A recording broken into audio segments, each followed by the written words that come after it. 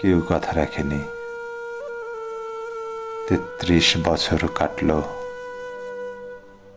কেউ কথা রাখেনি। ছেলেবেলা এক বুষ্ঠমি তার আগমনী গান হঠাৎ থামিয়ে বলেছিল, শুক্লা দ্বাদশীর দিন অন্তরাটুকু শুনিয়ে যাবে। তারপর কত চন্দ্রভূক অমাবস্যা এসে চলে গেল, কিন্তু সেই বুষ্ঠমি আর এলো না। ২৫ বছর প্রতীক্ষায় আছি। মামাবাড়ির মাঝি নাদের আলী বলেছিল, বড় হও দাদা ঠাকুর, তোমাকে আমি ৩ প্রহরের বিল দেখাতে নিয়ে যাব, যেখানে পদ্ম ফুলের মাথায় সাপ আর ভোমর খেলা করে।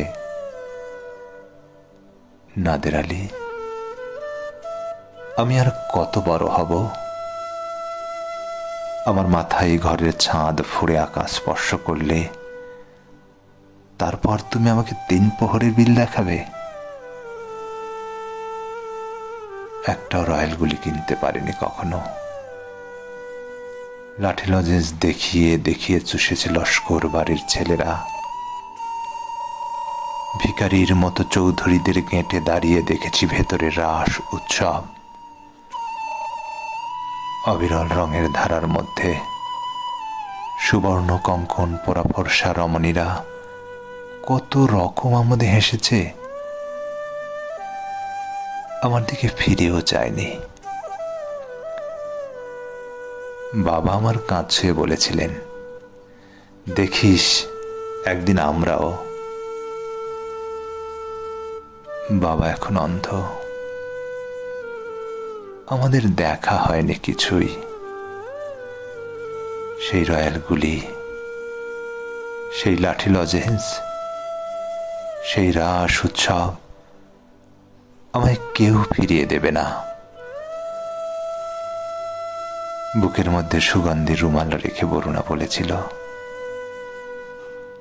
যেদিন আমায় সত্যিকারে ভালোবাসবে সেদিন আমার বুকেও এমন আতরের গন্ধ হবে। ভালোবাসার জন্য হাতের মুঠোয় প্রাণ নিয়েছি। দুরন্ত ষাঁড়ের চোখে বেঁধেছি লাল কাপড়। বিশ্ব সংসার তন্ন তন্ন করে খুঁজে এনেছি ১০৮টি নীল পদ্ম। তবু কথা রাখেনি বরুণা। এখন তার বুকে শুধুই মাংসের গন্ধ। এখনো সে যে কোনো নারী। কেউ কথা রাখেনি। ৩৩ বছর কাটল, কেউ কথা রাখে না।